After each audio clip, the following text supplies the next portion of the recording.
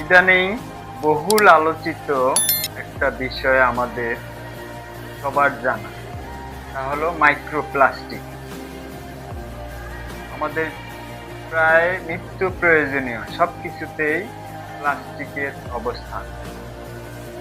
Microplastic হলো প্লাস্টিকের একটা ক্ষুদ্র অংশ।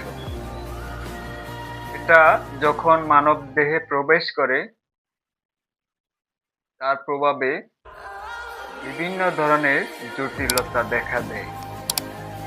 তার মধ্যে শ্বাসকষ্ট, চর্মরোগ, হরমোনহীনতা এবং ক্যান্সারের মতো ভয়াবহ জটিলতা দেখা দেয়। আর এই ধরনের রোগগুলা আমাদের বর্তমান ব্যাপক হারে ছড়িয়ে পড়ছে। তো আমরা শুধু মাইক্রোপ্লাস্টিক টুথপেস্টে পাওয়া যাচ্ছে বা বিভিন্ন কিছুতে পাওয়া যাচ্ছে, কিন্তু ভয়ানক বিষয় হলো এখনই যদি আমরা সচেতন না হই তাহলে আমাদের মাইক্রোপ্লাস্টিকের বাইরে কিছুই থাকবে না।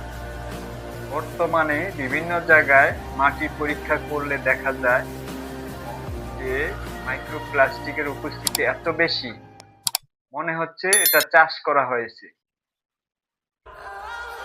তো এবং আমরা অনেকেই মনে করি মাটিতে রাখলে প্লাস্টিক নষ্ট হয়ে যায়। আসলে ব্যাপারটা ঠিক নয়। একটা মাইক্রোপ্লাস্টিক নষ্ট হইতে 400 বছর সময় লাগে মাটিতে। তাহলে মনে করেন আমরা বাঁচবো কয় বছর, কিন্তু আমরা 400 বছরের ক্ষতি পৃথিবীকে দিয়ে গেলাম। এটা একটা ভয়ানক অভিশপ্ত ব্যাপার হিসাবে আমাদের সামনে আসবে। তাই ব্যক্তি পর্যায় থেকে সামাজিক এবং রাষ্ট্রীয় পর্যায়ে সচেতনতা বৃদ্ধি এবং প্লাস্টিকের অবাধ ব্যবহার নিয়ন্ত্রণ ধাপে ধাপে কমিয়ে সম্ভব হলে শূন্যের কোটায় নিয়ে আসতে হবে।